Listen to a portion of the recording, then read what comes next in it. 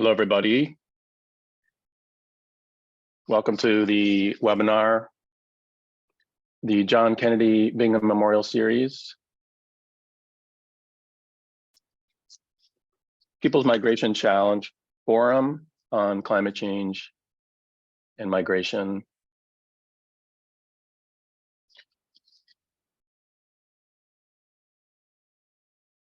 My name is Bruce Tyler. I am the Health Justice, Health Equity Director at Alianza Americas. Thank you for joining us. We'll be joined this morning by Julia Mancini and Pefi Kingi. Unfortunately, Mohammed Almaita was unable to attend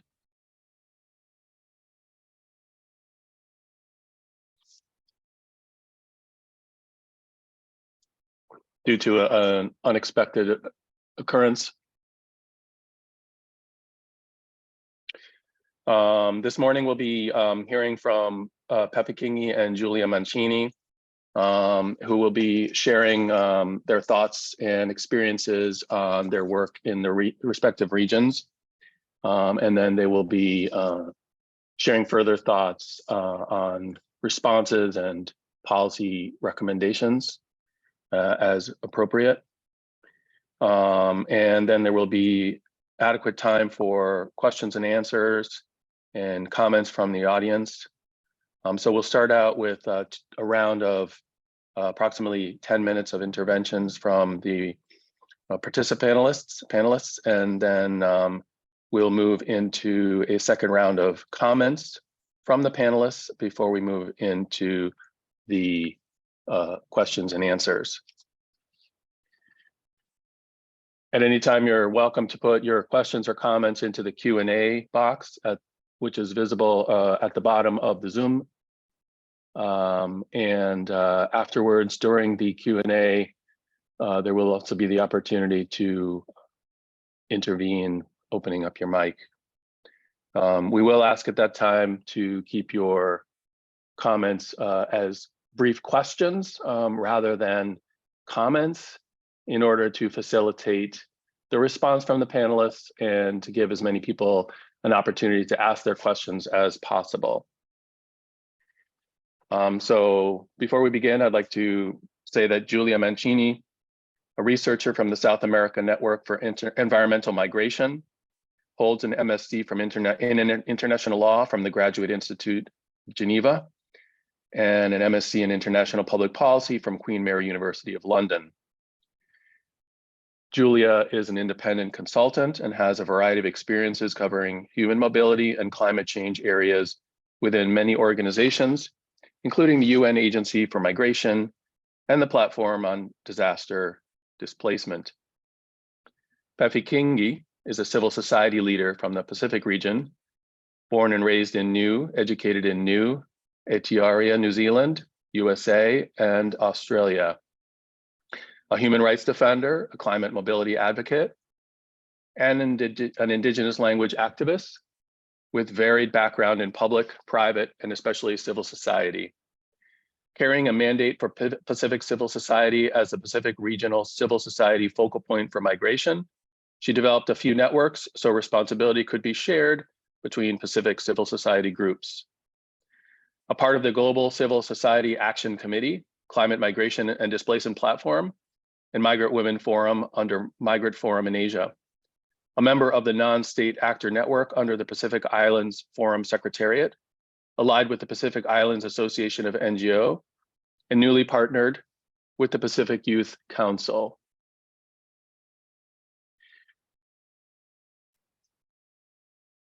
So we could get started today with Julia Mancini.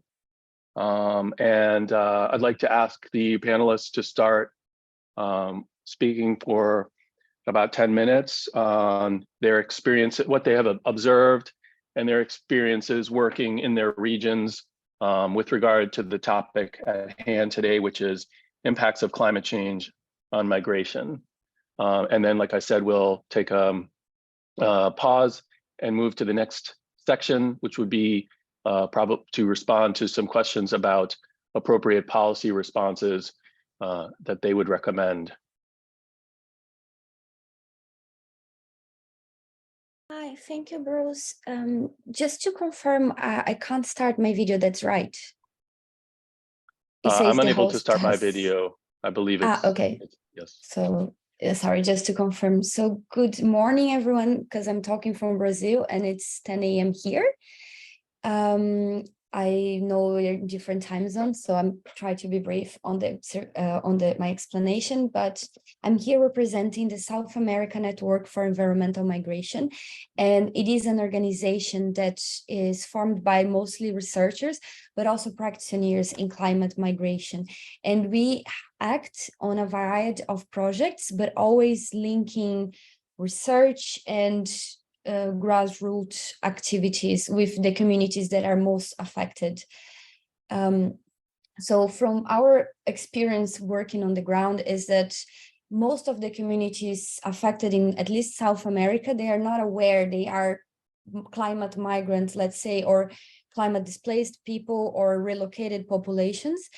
And we act with them exactly informing them of their situation and their rights, because in South America in general, there are already some policies, some laws that work to protect them, but unfortunately they don't see themselves in the situation. And concretely speaking, oh sorry, I might just turn my camera so I'm not talking with everyone, so hi. So concretely speaking, what Resama does is reaching out to this population and explaining their situations and offering support. And what we have done at this point is talking with a lot of relocated populations from different archipelagos and islands, archipelagos, and also communities living close to rivers and lakes that have been displaced already or relocated by the government, about their rights and how to do this relocation in a more consultative basis that respects their rights, their religion, their culture. And we have right now approved a protocol of consultating communities before the planned relocation, because it's not as planned as it sounds on when we see the action. Other activities we see, we work a lot with youth on capacity building activities, mostly in high school. So our goal is to reach out to these youth just before they start university and also during their studies, but mostly before, so they are aware of what is the phenomena, because I think in general, except for a few countries, but talking from Brazil perspective, mostly people don't see disasters, like they don't see floods as disasters. They don't see soil erosion, desertification as disasters. They think this is just part of natural phenomena, and they don't see the impact this causes in their lives. So the organization itself works mostly aligning the research we do and in different universities for different institutions and think tanks with the community, aligning with what is happening on the ground with them. And on this capacity building with youth is the same thing. They only heard about environmental refugees or climate refugees, but then when we talk about slow onset movements or even internal displacement, internal migration, they don't identify this as a phenomenon. So I think we're mostly working on the ground and seeing how in general the population only heard about it but are not really aware of all the complexity of the phenomena of climate displacement. So the capacity building in schools is a partnership with the government of São Paulo at this point. And some researchers just go to different schools from the public system and explain about the phenomena. And this was really interesting because 1 year ago, there is this exam Brazilian people do to start studying in universities. And in this exam, they need to do an essay.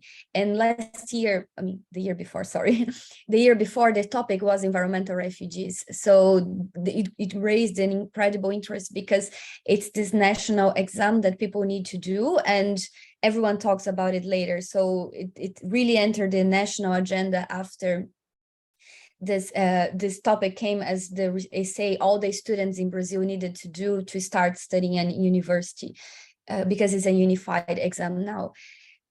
Different experiences we had also with capacity building, as we took the moment where elections were happening in Brazil last year, so around October, and just before during the campaigns, we identified candidates or even people who already had mandates but were running for a second mandate, who had something into some interest on climate in general, and then we offered them this campus building on climate migration, so they would also align their agenda. And there was a pilot project in one state in Brazil called Pará, where we also supported this congressman who was elected we are supporting them actually to develop a project to support the communities that are displaced on the borders of the rivers because of soil erosion and constant flooding.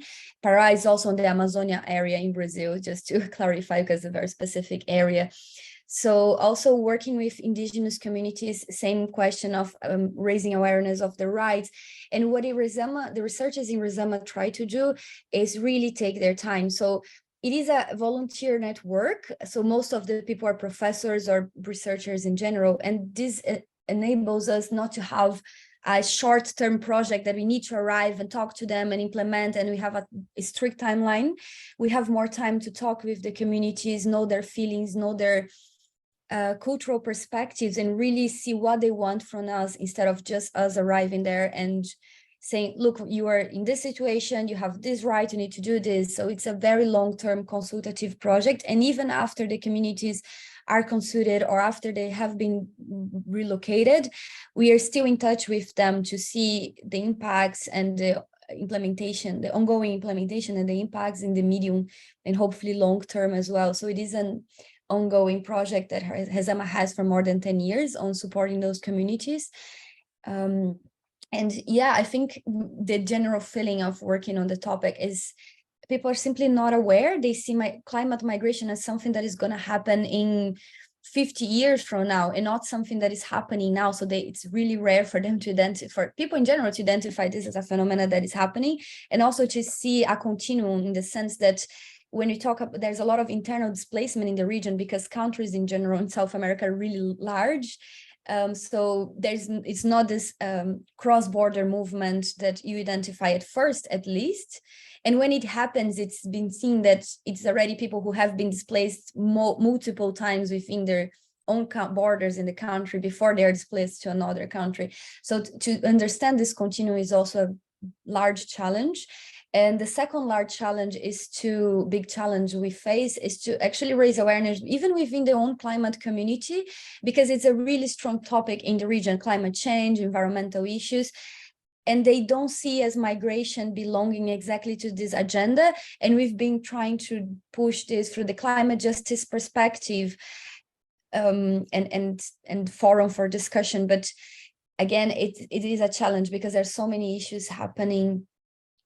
Sorry, I speak a bit slow, a bit fast, but we have so many issues happening within the climate sphere that migration just becomes one of them. And again, it's seen as very distant, while our work is to show them that it is happening. There are communities already affected, multiple communities. It's just that they're not the communities that have the voice, but we don't want to be this voice. We just want to be a bridge between the communities itself, the public power, and even the media itself. We also had it was in Central America, but we also supported some media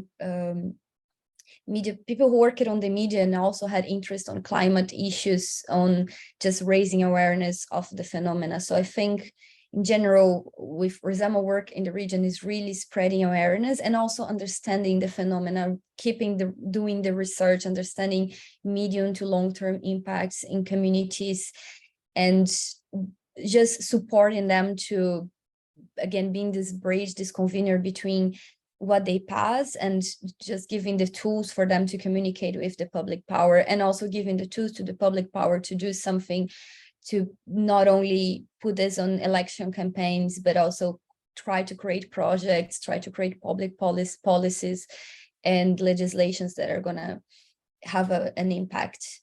And I think in general, these are my observations from working with this in the region and the experience the organization has. Thank you.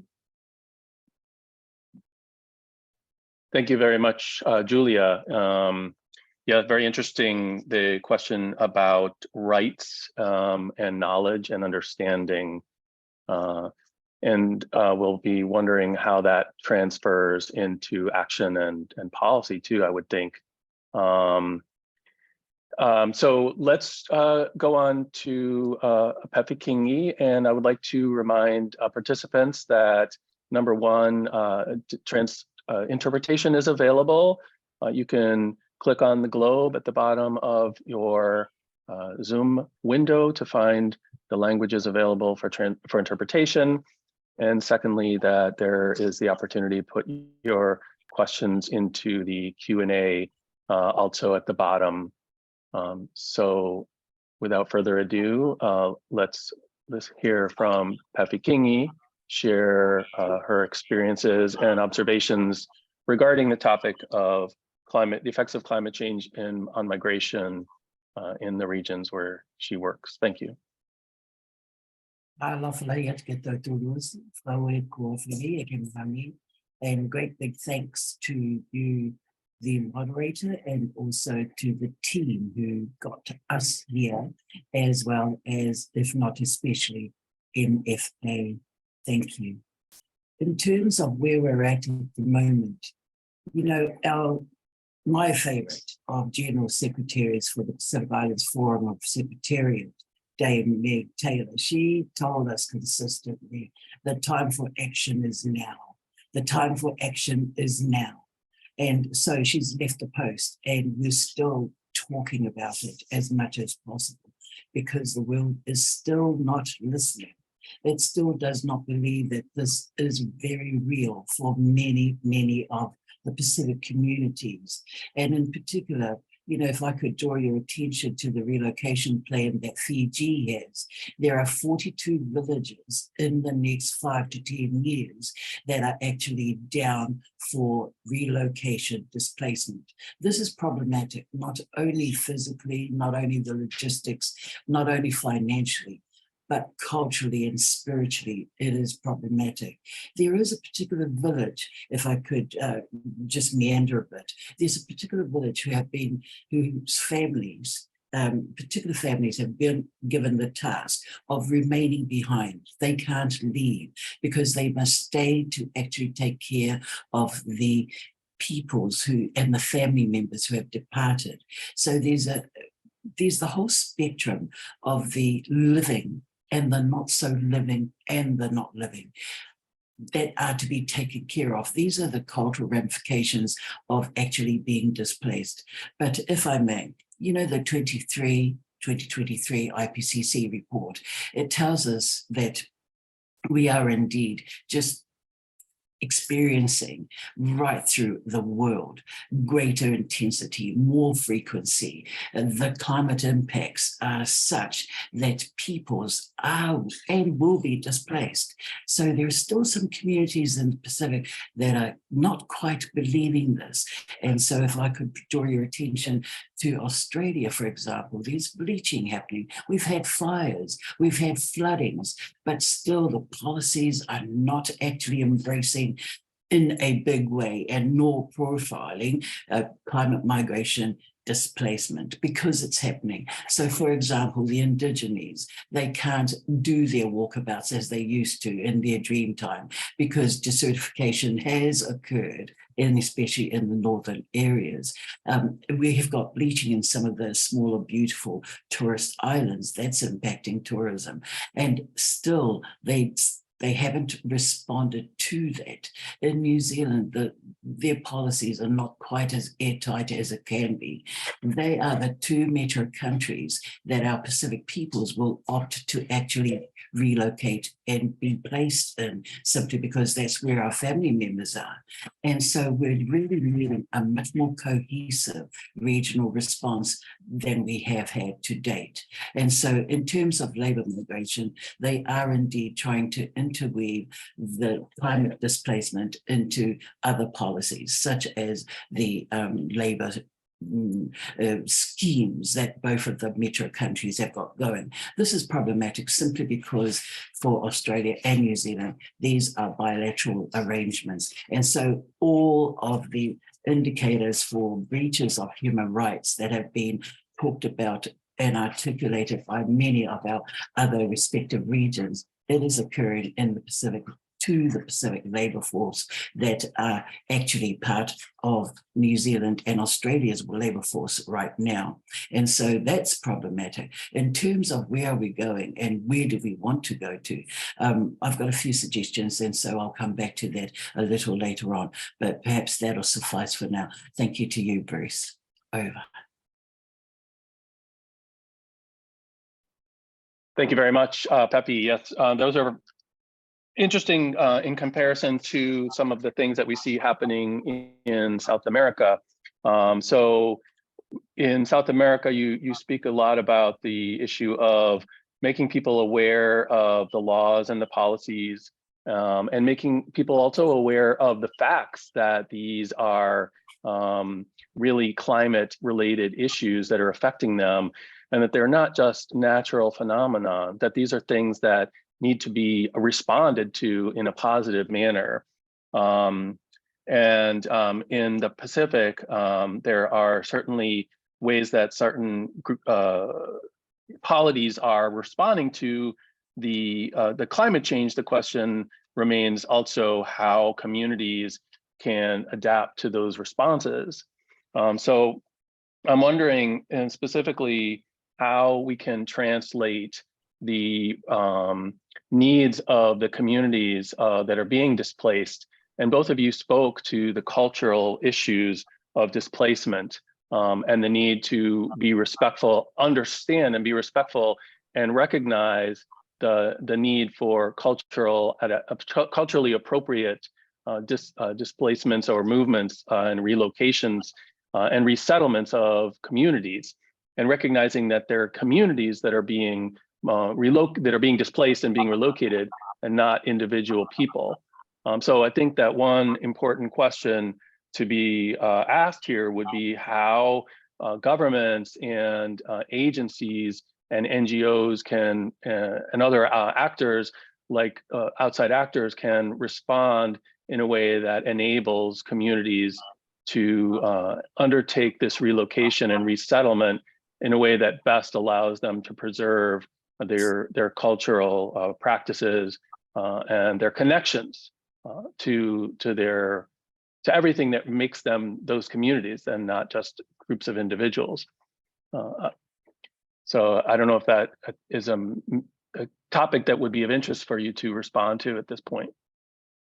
Oh, everything is of interest to all of us who are in this field. Thank you for the question, Bruce.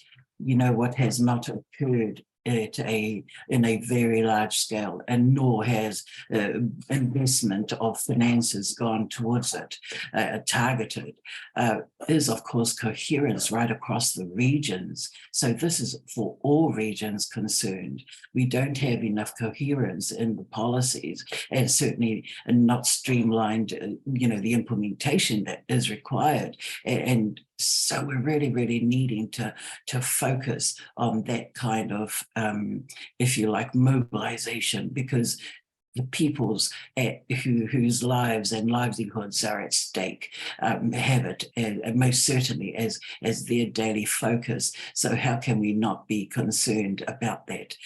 In terms of where our peoples are at the moment, there is befuddlement, and simply because loss and damages is just talked about. And so at a global level, of course, you've got promises or statements made about this much resource, or that much billions directed at communities in need. And COP27 was really good because yes, indeed, we did focus and create a fund for that purpose. But of course, now they're talking about the mechanics and of how to actually have that access by communities that need such financial support.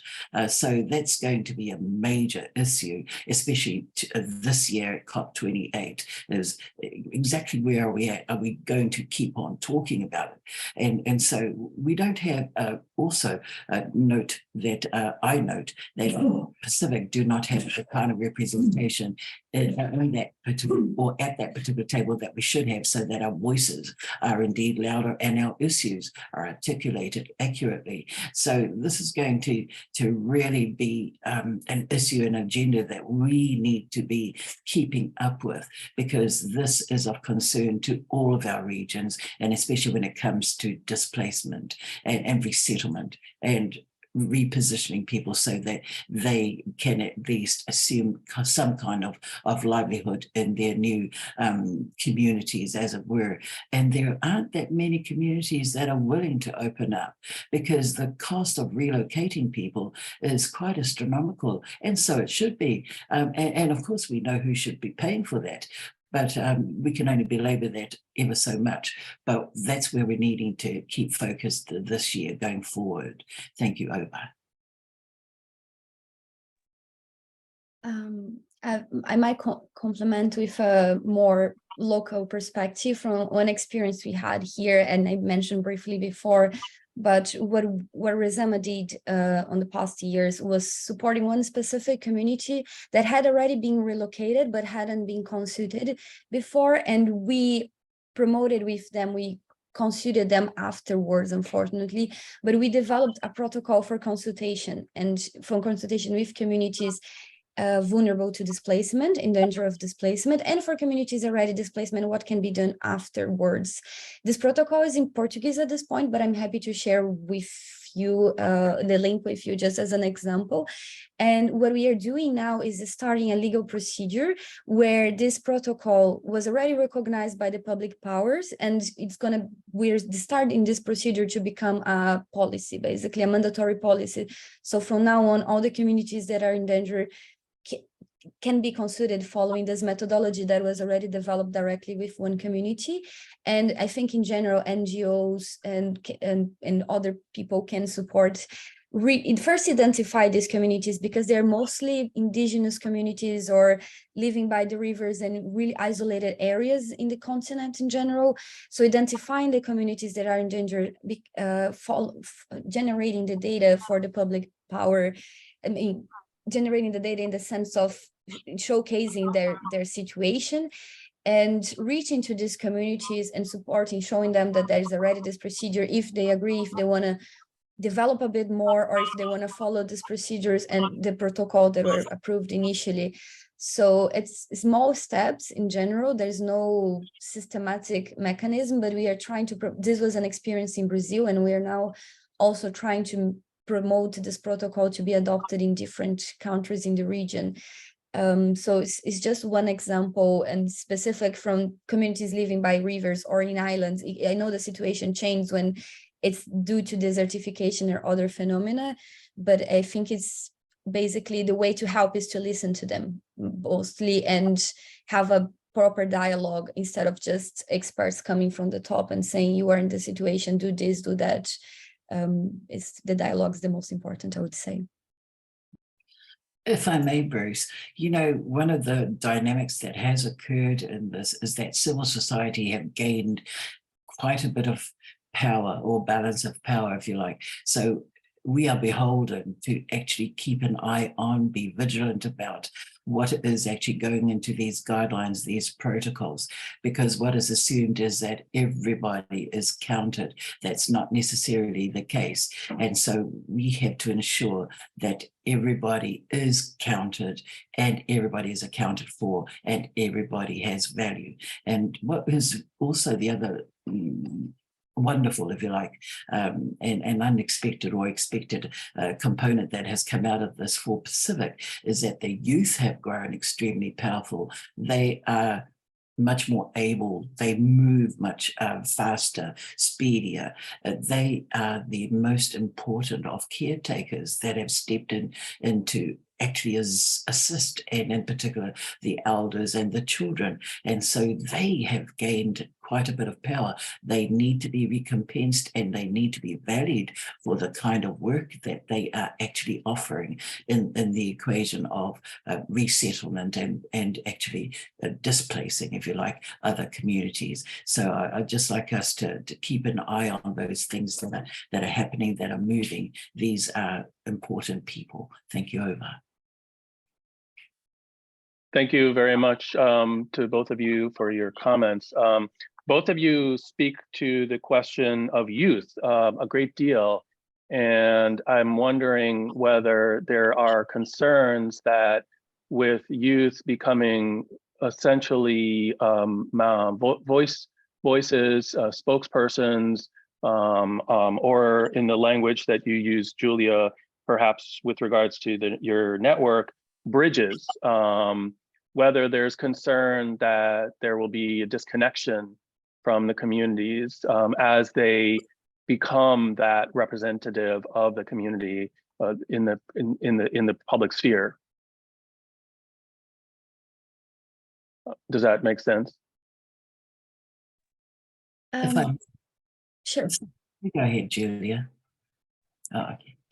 I would just make a brief comment that usually we try to reach the youth that is already in the community, and as a rule, from what we observe, they are really leading as Pefi mentioned, the process. They're talking to the communities. So I think, but from the cultural background, they don't.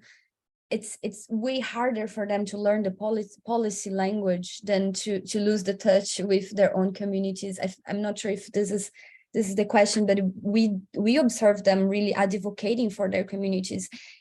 Even in the higher they get, the more it seems more passionate they are about the causes. And yeah, I think just this brief observation from our work with youth. Thank you, Julia. Pefi, if not for the youth in the Pacific, we wouldn't have had so much traction. We wouldn't have had so much dynamic movement and such mobilization around bringing attention to the impacts of climate change in the Pacific. They're the ones that have led from the front, they've led from the side, they've led from behind. I'm proud of our Pacific youths.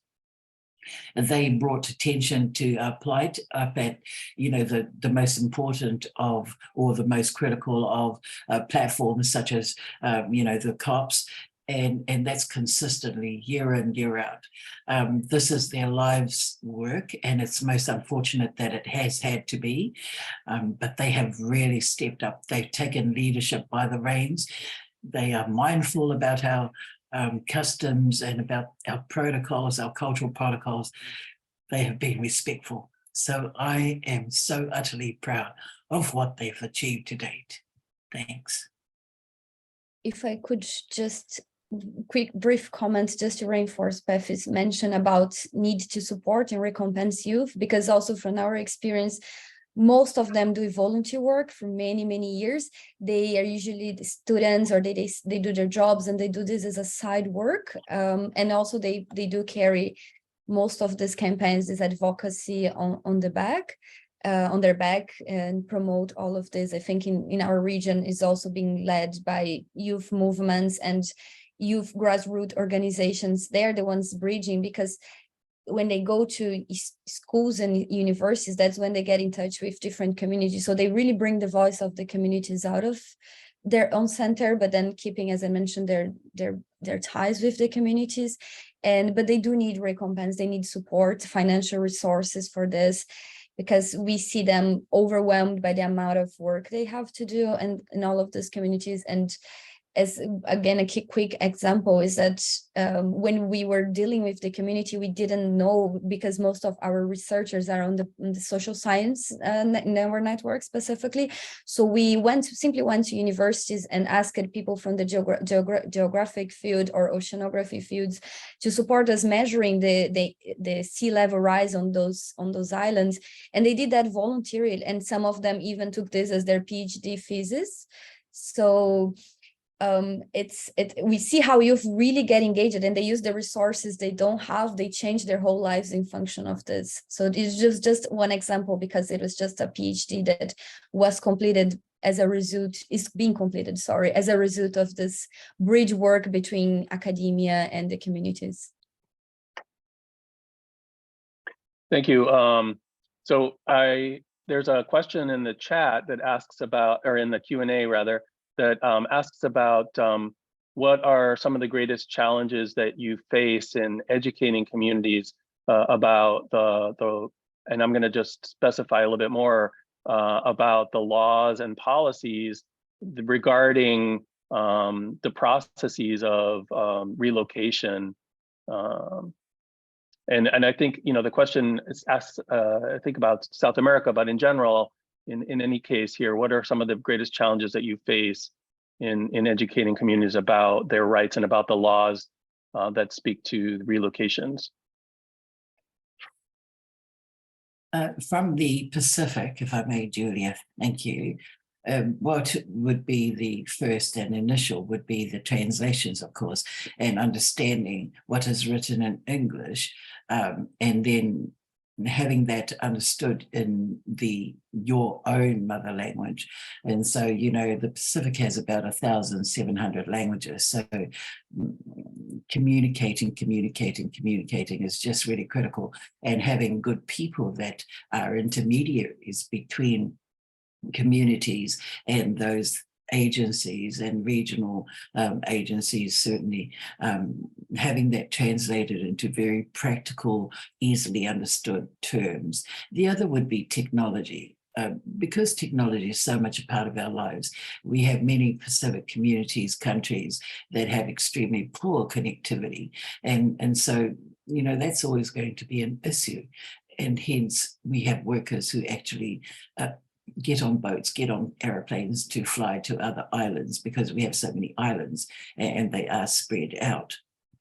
The other is going to be finances, simply because when you want to translate information and make it available to peoples and make it easily accessible, if indeed it is to be in audio bites, for example, that would require quite a bit of financial support. So we're needing to be a little bit more creative about how we're getting the information out and keeping the information updated, because it's not just about, here are the guidelines, follow these. It's about updating and reviewing how people actually adapt that to their own locales and how it actually works for them, so that it is pragmatic, it is practical. So that's always going to be something that we need to keep an eye on. But yes, thank you. Over. I think, as Pefi mentioned, for us, the communication is also a challenge, because South America in general has also multiple indigenous communities that tend to be the most affected ones. So in communicating back home with the indigenous language, between the indigenous language and the policy language, that is also not a type of language that is spoken in normal conversations. I would say one important thing in South America in general is trusting the public power, trusting the politicians, because as relocation is a really top-down process in general, is the government declares this area is in danger or has been destroyed multiple times, so should not be inhabited. The population doesn't trust the government. There are a lot of precedents of people being relocated for construction works, resorts, and other type of big companies destroying this area to promote their business. I mean, relocating the population to promote their business. So when the government says you are in a vulnerable situation, we see a lot of lack of trust on this, because they understand their vulnerability, but they don't think it's enough to move, and they think something is behind, there are other interests behind. So I think for the youth to be able to first identify when it is really a danger, or when there's this type of interest behind, and also to be able to bridge this with their own communities, because this lack of trust is something really widespread in the region. And again, and I also think for the youth in general, but everyone participating, it's really hard to try to find this balance between the cultural ties and and also their own livelihood, because as a rule, when communities are relocated, they tend to be moved to more interior areas where they can't continue their type of livelihood. So we see this mostly fishery communities then being relocated to the outskirts of large urban centers where they can't exercise the same type of profession, the same type of life they were used to, and they just become marginalized on those big centers, because again, the public power, they have this type of construction that is just blocks of houses that they move people there, and they're very weak houses, really different from their lifestyles. And again, I think it is important to move if they are in danger, but how it's done and why it's done, and to do this dialogue between, and youth is the one trying to do this, but it's still a big challenge, I would say. You know, Bruce, and just to follow through from Julia, there's a general myth that you will still be the persons that you are of that particular culture relocated elsewhere, but that is such a misnomer. That will not happen. A, you will lose your language in due time. B, you will lose your basic core identity as a peoples in due time. There's a general reluctance amongst all Pacific re-moving. And this is not quite realized by the powers that be in the region, the metro countries, Australia, New Zealand. They both think that all the islanders are wanting to move into those particular countries. That's not the case at all. You know, whenever I speak with Pacific communities, and in particular with young people, I will always ask them, raise your hand if your umbilical cord was buried in the land. Half the room. Raise your hand if your umbilical cord is buried in the sea. Half will raise their hands. This is the basic reason why a Pacific person finds it very, very hard to leave the place where their umbilical cord connects them to the land, to the sea. That's a cultural if you like, asset that we often don't share with people. But that is one of the basic reasons why you would find families really reluctant to move. And so I guess our culture is our own challenge. How do we see benefit in relocating so that we are in someone else's land?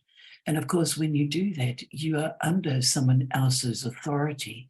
So the movements that are happening in Fiji, for example, they're actually under somebody else's stewardship.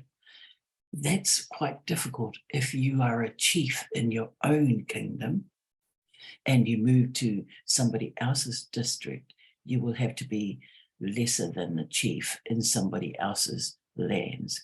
So we're still trying to negotiate and navigate those, if you like, cultural challenges. Thank you. Thank you both. You know, I think that really brings the question of the communication being and understanding being in two directions. I think what we've heard a lot about is informing and educating communities about rights and policies and procedures. But to what extent and how can we make sure that policymakers and the implementers of those policies both understand the multiplicity of experiences and of cultural traditions and ways of being of the communities which are being affected by these processes, and then also not only understand, but how they can be made to respect and take into account those diverse ways. You know, that's always going to be the challenge that we will have to own as communities move on the move. And those who are actually creating and designing those policies for those communities that are moving, it is really critical that parties of every level keep talking to one another, because I think that the magic of moving, you know, so that you actually anticipate it as something positive rather than you being wrenched from your lands.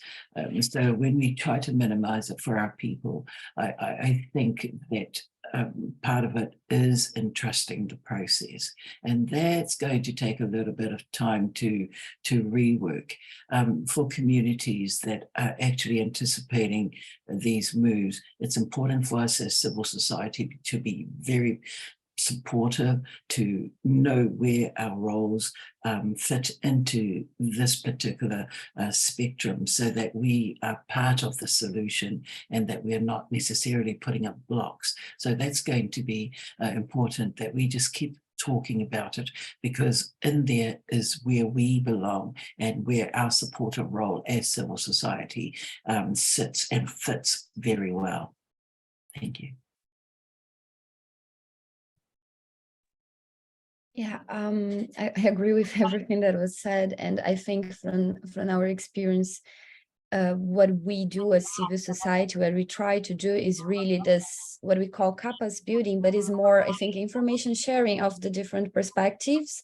Since we try to talk to both of them, we cannot always put ideally we would put all of them in the same room, but we know it's not possible. And also one movement that is being done in South America in general, and I think in Brazil, it's try to show that politics is not this monster far from reality, but is something that needs to be in touch. So show that you can participate on the politics through this national consultation protocols. So encouraging maybe not the whole community, but have representatives when there's consultations are done, have also more people from communities elected or participating on the how do you say, the team that works with the elected representatives. So we are doing this type of, it's a type of trainship where youth is recruited to support those parliamentarians that accept, elected parliamentarians that accept to have youth voices, but also different community voices on their team during the mandate. So they have this team that is fixed in the beginning of the mandate and support them. So this is another initiative that is actually promoted by youth, and Resema only supports with the climate migration topic, but this is done by youth working on climate movements, on this type of trainships accepted, and it's now a project that has been implemented in all the states in Brazil. So I think those type of actions, it's really little work, like small work by small work, but always trying to make them be in the same room and hear to each other's perspective instead of us translating, because when we try to translate, we don't take into consideration many different aspects. And when you know someone who has been displaced or who has a different lifestyle than yours, but you live with this person, I mean, you have some moment where you are in the same space as them, talking directly to them, you see that their needs are not superfluous. They are true needs and need to be respected. So I think, as Pefi already said, civil society really has this role of trying to put people, if not putting the same room, bridging them, but ideally putting them in the same room and making them work together. You know, Bruce, I'm reminded that our Secretary General did indicate that this atlas of human suffering is really an indictment on climate leadership not stepping up, and we don't want to be a part of that. We have great leadership in our civil society. I have great leaders right here in front of me with this particular webinar. Thank you for your time. This is where we need to be vigilant about how we actually deploy the resources that we have, the people that we have, and look after our people while we're doing that. So we're not exhausted and we're not overstressed, because we need to be alert and we need good energy in order to do that, because there is so much work still to be done. The worst, I suppose, is yet to come, somebody else said. So, you know, just sending out just good, warm energy for our leaders to just take care of yourselves in this particular, if you like, crisis that we're all trying to manage and that we all have to own, that we're all a part of. So that would be my cry and plea for our civil society leaders. Thank you. Thank you. continuing with the one of the questions in the chat is asking about whether there's significant differences in the response from the different countries in the regions. I think what the question really is about whether some of the countries are perhaps implementing more effective, better, more respectful responses than others. And maybe we could extend it to ask, is there a way to get countries to learn from each other's responses so that there could be improvement across the regions?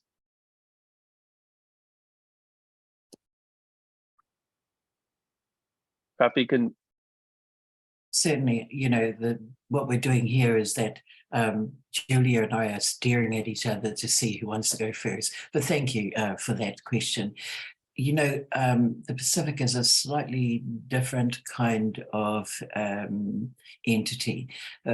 Because our emphasis has always been on collectivity per se, about group action, and it has been about trying to move as a collective, move as a hand, so that each of the countries is indeed a digit, if you like.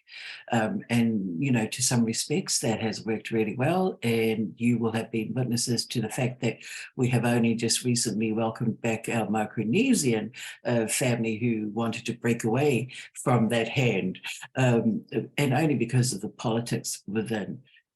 Mainly guided by our male leaders, if I may indicate. But anyway, that's another story for another time. Coherence is so very hard to achieve, even when you have groups of countries, and there are about 26 good, healthy groups there in the Pacific. And so trying to talk to one another in the same language so that you're understood, it takes a bit of time, it takes a bit of patience, and it takes good, firm leadership. And that's what we want to ensure. So, you know, in other respects, we have peoples who vote. We want to ensure that we vote for the good leaders who are going to take us through with a good ethical background. Very, very hard to find those kinds of leaders, but very good to find them where we do. And so if I may just, you know, put a plea in there that everybody's vote must count. So vote for good leaders, because we're definitely wanting coherence around all of the policies pertinent to climate migration. The other that I wouldn't mind making a plea for is from here on, you know, just be a little bit more, if you like, intent about the peoples that you're sending to represent you at all of those different platforms, because they must utilize those opportunities. Often we have our people attend, but they're not necessarily articulating on our behalf or expressing things on our behalf. You know, charge them with that responsibility. So that's very real. So we're spending a lot of monies and supporting really good people that we think are quite dynamic, but they'll turn up at those meetings and they'll be quiet. You know, so coach them a little bit more. We're needing to mentor our young so that when they turn up to those platforms that they may not be familiar with, they will be making good statements on behalf of the people who didn't get on the airplane to utilize those opportunities. So I'm really quite mindful now about resources going forward. It's limited resources time, and we've always known this. So we're needing to be a bit more savvy about how that is used. So if I may urge and encourage you leaders to, you know, just do a bit more homework on the peoples and representatives that you're sending forward. Thank you.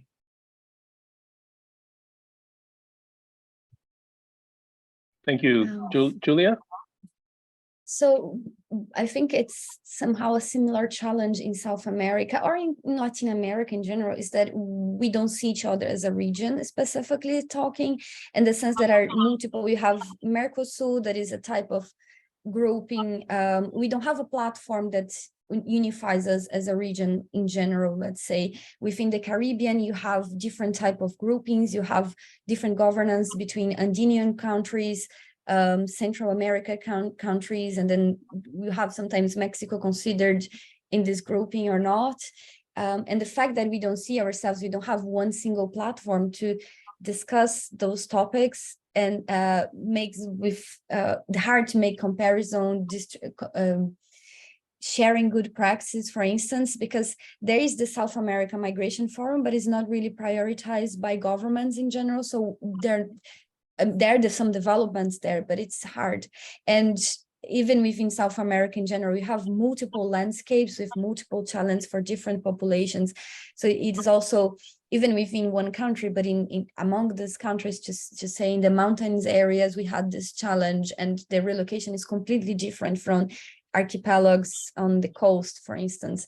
And also the way the countries deal with their indigenous population, I'll use the indigenous very loosely, with different type of communities, it's really different from each other. Some countries in South America have the concept of Pachamama, that is, the environment is also a subject of rights. So they go through this type of they start from this type of mentality. So when you are talking about right to a healthy environment, it's not central with the human on center, but really the environment needs to be healthy. While other countries are more individualistic, and then the right to a healthy environment, it's about the person being able to take advantage of a good environment. So the simple fact that the legislations is really different, see the environment in different ways, see communities in different ways. In Brazil, for instance, indigenous communities don't even have full length of rights. They are seen as partially capable of understanding, but also taking advantage of their own rights. So those type of differences are really in the constitution of those countries is really hard to change, because the whole system around this is different from each other. And then all the practices and policies go from there, right? So I think it's a long way to be able to have some coherence within even their own region, not even thinking about comparing different regions. But I think in this considering all of that, the way out is really taking the time and acting locally, seeing the differences between this phenomena, not trying to create just one whole phenomena, and that's the rule, but then taking into, at this moment in time, at least take into consideration the different needs of the countries, and then working with the mechanisms we have. If I could also just add, and to pay due respect to the question asked, the Pacific is a little bit colourful, for want of a better term, in that we do have superpowers that, and in effect, you know, are the administrators of particular groups of islands. So we do have USA, we do have the French, we do have Portuguese, we do have New Zealand, we do have Australia. And then, of course, there are our particular countries. But what is, I'm going to mention the elephant in the room. What is the real intent at the moment is to try and navigate China coming into our region, if you like.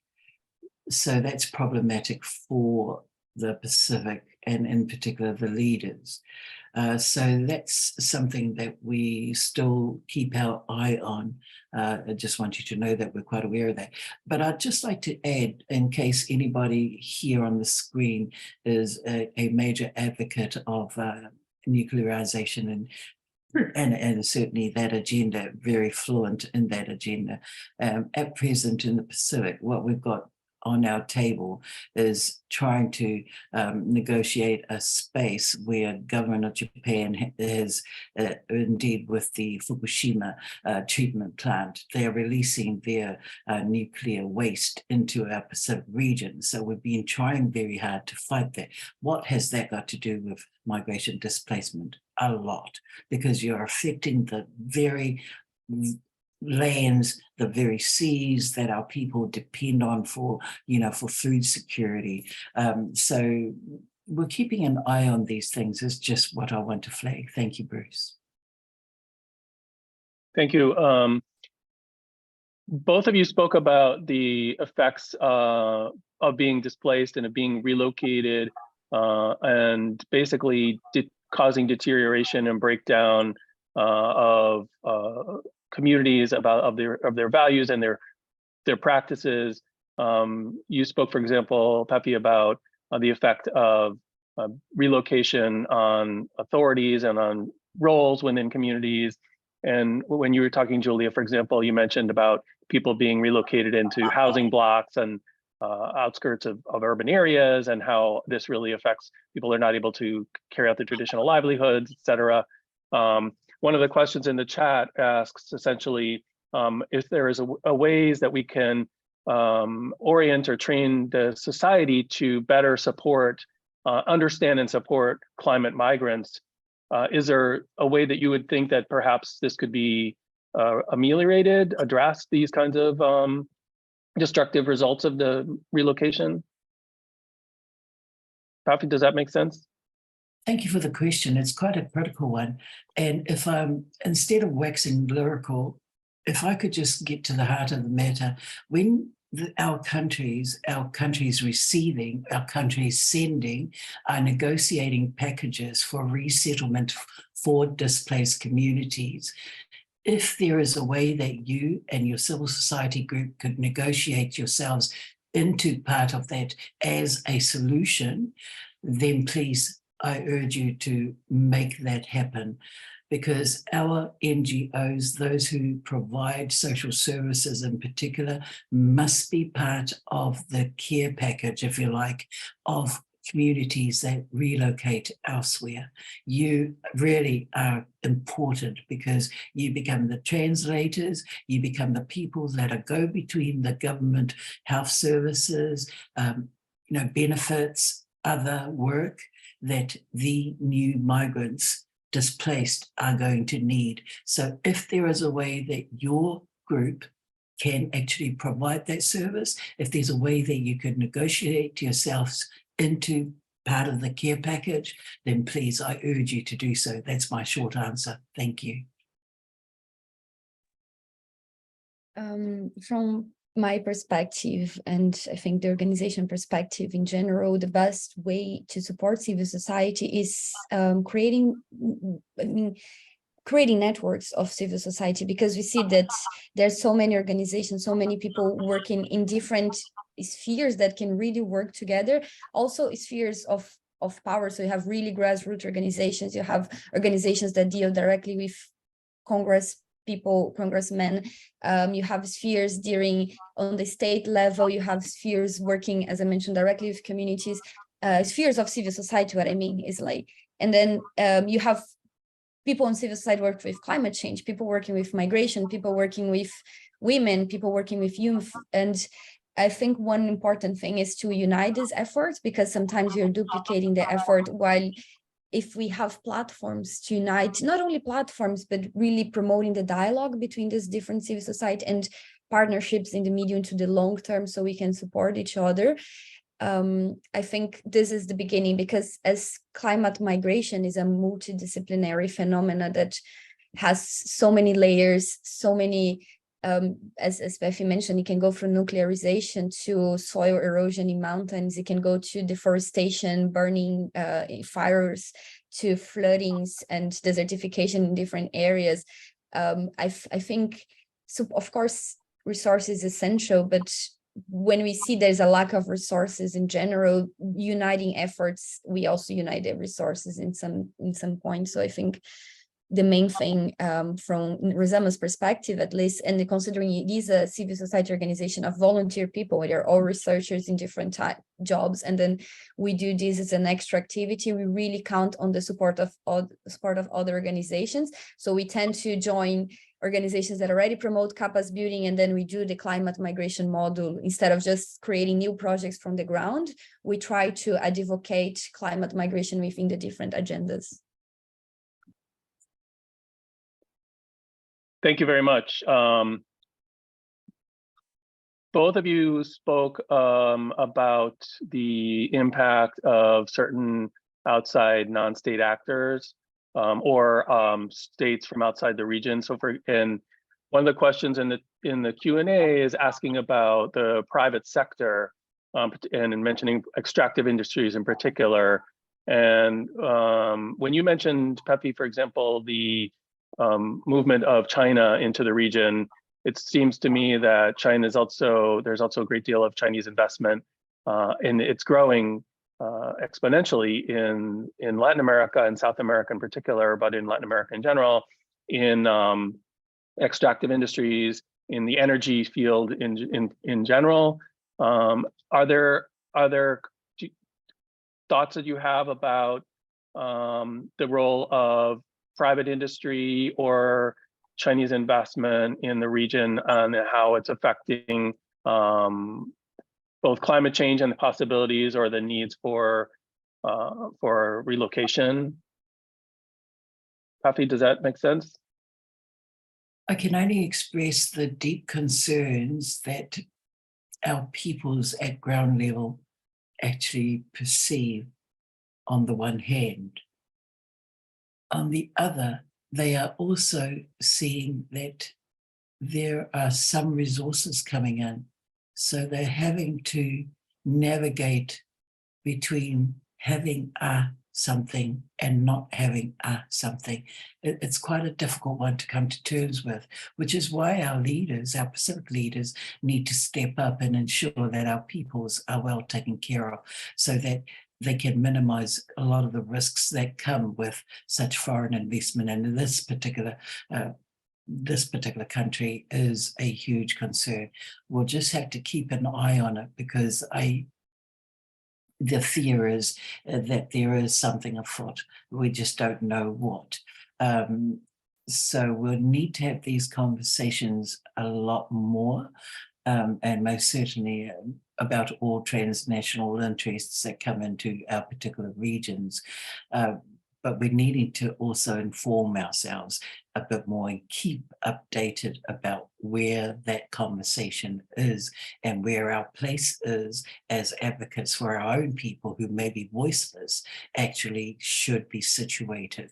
So I can only urge that we're just needing just to be a little bit more vigilant than previous, because now it's about having a 360 about everything, not just one particular field, because we thought that we were specialists, and we are indeed about climate migration and displacement, but we're needing to also keep a view on everything else that will impact the movements of our peoples, our targeted peoples in due time.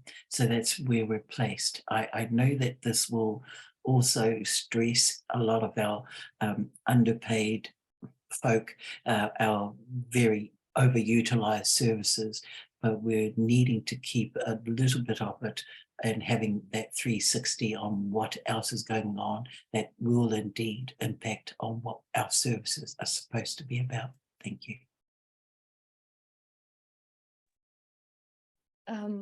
I think from my perspective, what it's necessary to do is really to count on the support of the government to really enforce the human rights rules, the labor laws that exist in the country, and not only monitor the situation, because it is true that there are multiple agreements with extractivist agreements that go to areas that are maybe not as watched in general as other areas would be.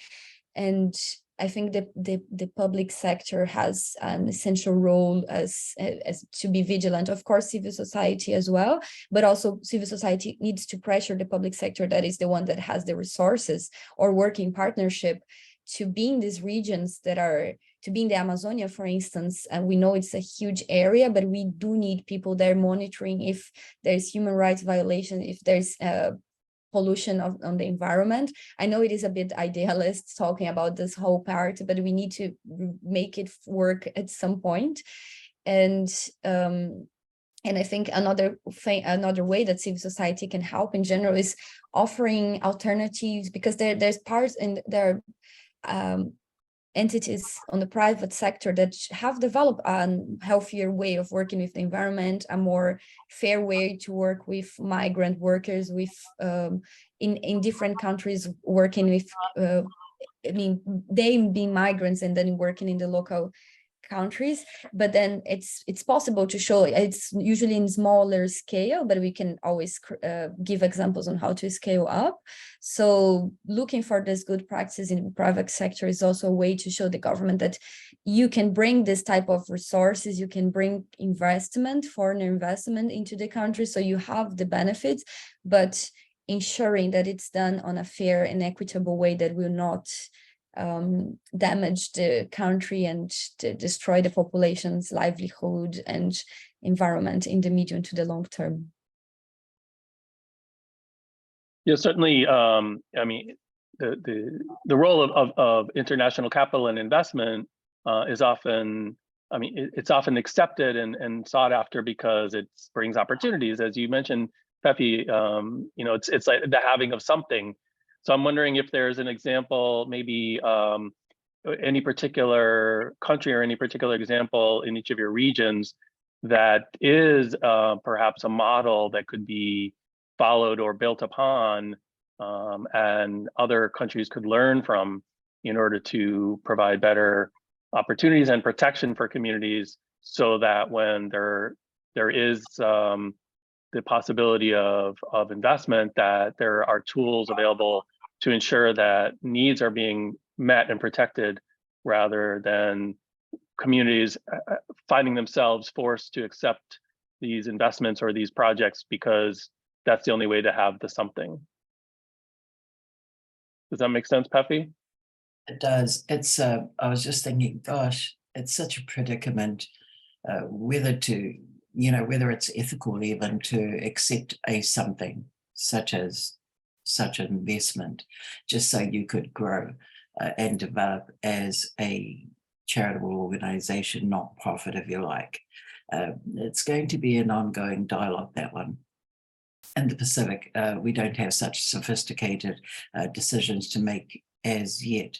We're still grappling with whether to accept the funding, if you like, from particular charitable philanthropic foundations, whether it's ethical to do so. So we're still caught up in those kinds of decisions rather than business and investing. And the other interesting thing about our little region is that we actually have the business sector as part of our non-state sectors network, and especially under the Pacific Island Leaders Forum. And we don't find that problematic because A, they're related to us, most of them, and B, it's a little bit more fluid. And I guess if we're talking about models that could be emulated, perhaps that's what we're needing to do with our particular platform, is to see that the business sector could indeed be part of our journey, albeit, you know, a few lines drawn here and there. We can discuss that, but I think we're needing to come, you know, really have a good conversation about that. Likewise, those who are our researchers, we're just needing to bring them in a little bit more under the auspices of climate migration, because after all, I think in my heart of hearts that we all aspire to the same vision, and that is to just take good care of our good people of whom we are a part of. So we're needing those conversations to take place. Now, in terms of the broader level, like the global level, where this is a little bit more focused, it's a lot more, if you like, the boundary lines are very, very well drawn, very clear. I guess I'm reminded that the other sector that we could befriend and have conversations with, because we actually have a lot in common with them, is that of the local governments. And so Colin Raja and I and Alana were very fortunate to be invited by the global local governments to their particular conference.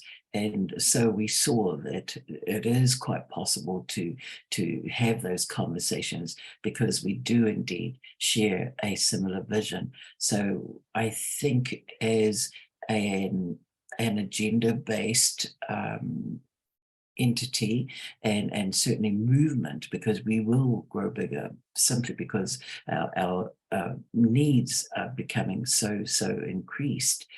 We will need to have those conversations so that we've got some coherent lines happening between us and the business sector, local governments, and indeed those other people that we're related to, our leaders, if you like, our of the member states. So we're needing to be a little bit more strategic about how we're going to implement that in the next phase going forward, because things will become tighter in terms of the agenda, in terms of the needs, the demands, and it's going to get tighter in terms of the finances that our peoples can access, that we can access as providers of those particular services. Thanks. I think in South America, our main challenge is, in general, big challenge, I would say, with the energy sector. We see a lot of land degradation, land disappropriation, sorry. I mean, removing people from their land, as I mentioned, and putting in a different one, not because they are at risk, but because this energetic companies want to build their enterprise there, basically energy companies mostly, and ironically it is mostly on the renewable energy sector with hydroelectrics. It's a big case in the region. I do not know good practice of cases, successful cases, unfortunately, of working with the private sector and the communities. But what happened is in Brazil in the past years is that there were a lot of hydroelectric breaks, so the dams were breaking and then were flooding and destroying whole communities. And there are a lot of now legal cases on corporate responsibilities in the region, and I think they're now in Europe as well, concerning the region, basically, because you had foreigner investment, foreigner companies working on this. So and what is being agreed in a few of those cases are some protocols to consult with the population the best way to compensate them. I know it's not ideal. We are talking after it happened, and it is a, let's say, human-made, completely human-made cause, because climate change is also human-made. But let's say that you can identify and blame easier one or more actors, and we are now organizing those type of consultations. And civil society has been essential, because on those legal cases they act as amicus curiae, that is a type of volunteer expert on the legal cases, and they support the population, not making them aware of the rights they have, because sometimes they think they're just entitled to a small finance compensation from the government, and their lives need to move on while there's this legal case that is really long, unfortunately, but trying to solve their more long-term situations, because rivers were destroyed, and many populations that lived out of them lost, again, not only their livelihoods, their houses, but also the whole culture they had around those rivers. The rivers represent their families as well. They bury some of those populations, reportedly bury their bodies near the rivers, so there's this whole contact with them, with the land. And then now those cases are being discussed, and hopefully I think there will be more consultation protocols, not after the disaster has happened, but before making the agreement. The government ideally would consult this population on the best way to make it work, let's say. Ideally there wouldn't be this type of relocation, but in the current world, where we see this happening in the government with the different governments, yeah, it's the dialogue that I keep insisting, but I know it's extremely challenging, and I won't pretend it's simple. Thank you. To summarize a couple of the questions that are in the Q&A here, I think a particular concern is the rights and protecting the rights of migrants as they cross borders, right? And so the question is whether there are any particular legal tools that you're trying to develop or that you would recommend to be developed for that purpose, to protect people's rights as they move across borders, or as they are moved across borders. And then one of the questions in particular asks about the right to compensation owed, and how that can be protected across borders when moving into new jurisdictions. But in general, I think the question is, because you're moving to new jurisdictions, whether there's a way to protect people's rights as they do that, as they're moved. Pafi, could you address that? This has occurred and cropped up, and it has been discussed in many fora that we all have been a part of, and we didn't have solutions there. We didn't have answers there, simply because climate migration is that phenomena that has just taken everyone by, not surprise, but it has been unsettling because we haven't been ready for it. I mean, who is ready for such an en masse movement of peoples? And so, of course, there aren't the types of legislative protections at any of those points, either from point of departure, through transit to point of destination, that will actually protect all of the migrants that are in movement. And I think we're beholden to keep an eye on that space and to ensure that such legislation is developed with our input. And simply because it can't be just a document that's going to serve the purposes of the countries and protect their interests, but not the interests of our particular target groups. So unfortunately, we don't have a good model to follow just yet, and simply because it's a gap. It hasn't been talked about with urgency. If anything, the most urgent of motions have been concerned with further protecting the interests of the communities where the migrants are moving into. So, a bit of a phobia going on, and we will have to navigate those spaces. They're very real, but we will have to stand the test of time and be the voices, or be the advocates that we know we are for the peoples in movement. So unfortunately, not as yet, unless somebody on the screen in this room actually knows of great developments towards that end. It's not happening as quickly, as speedily as it should. Thank you. In South America, there is no regional mechanism. All in Latin America in general, there is no unified mechanism. So I think everything that Pafi said also kind of applies here. Except some countries in South America do have laws that can protect cross-border crossing in the context of climate change and disasters. So if Bolivia has a law that even recognizes the existence of climate migration, but we have no report of someone actually being recognized as a climate migrant. So you can find the law published in their website, but we don't know any case. We looked for it. We try to check, but still no case. Brazil has the migration law in Brazil has a specific visa for people displaced by disaster. So if they cross borders and go to Brazil, they have this type of protection to stay in the country, and they can access some type, not complete, but some type of social protection, so social support as well. And there are some reported cases, ad hoc cases mostly, of this type of humanitarian visas being applied in disaster displacement contexts mostly. It's again not a systematic response, it's more an emergency one after it happened.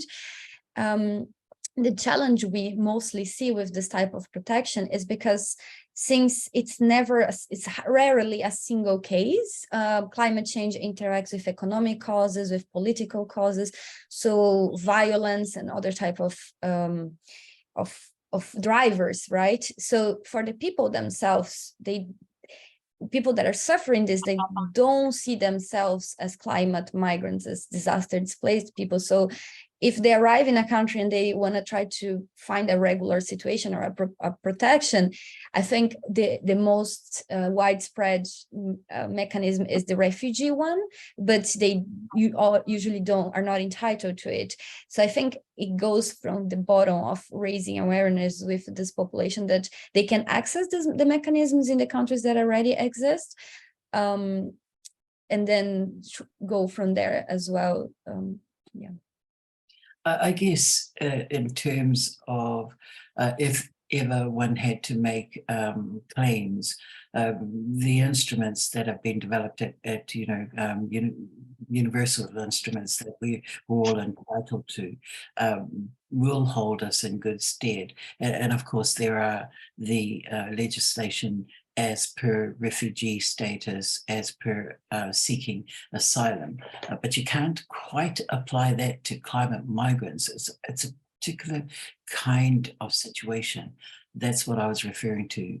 That hasn't been developed. It needs to be developed because it is indeed unique. The other that I'm reminded about is that we all have elections in our countries that are due very soon. Use your due power and most certainly make the noises and write those letters to your representatives. This is when they could step up for you. And you know what? They really are looking for a good case or a good flag to fly. This is an important one. Of course, some are shy because the issue is not an easy one in some countries. That's very sensitive. And we know about this. But, you know, throw caution to the wind and just advocate for the migrants and pressure your representatives, those who want power. This is a good launch pad for many. Thank you, over. Thank you very much. That's a good transition, I think, to wrap up, and the question of whether there are ways that we can, through the ballot box, make positive changes to policy and practices. So could we just, I'll give a minute to make a final comment, and we can close the session. Can we start with you, Julia? Sure. Just so the closure remarks. Basically, I think the discussion is really valid and it's extremely important. And I urge people to talk more about this. And even if you're unsure, if you just know one or another specific case, talk to people that are.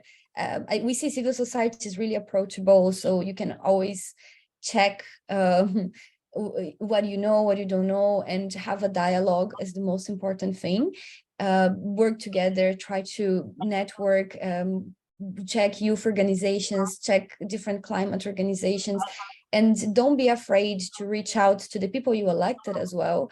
Voting is really important, but it's also important during their mandates to check if they are fulfilling their promises and acting out. And it's democracies usually have a system for that process to reach out. So I think it's really important electing people who have causes you care, but also having the effort to reach out to them. And if you have the chance, also try to dialogue with different communities that might not have, I mean, they might even usually not have the resources to go into a Zoom call and discuss this. But I think, yeah, trying to raise awareness of the phenomena or different types of manifestations of the phenomena is a great starter of conversation. And unfortunately, we need to break the bubbles we live in and try to reach out to different sectors. Thank you, Julia. Papi? Through you, Bruce, and thank you, Julia, for the pleasure of meeting you online.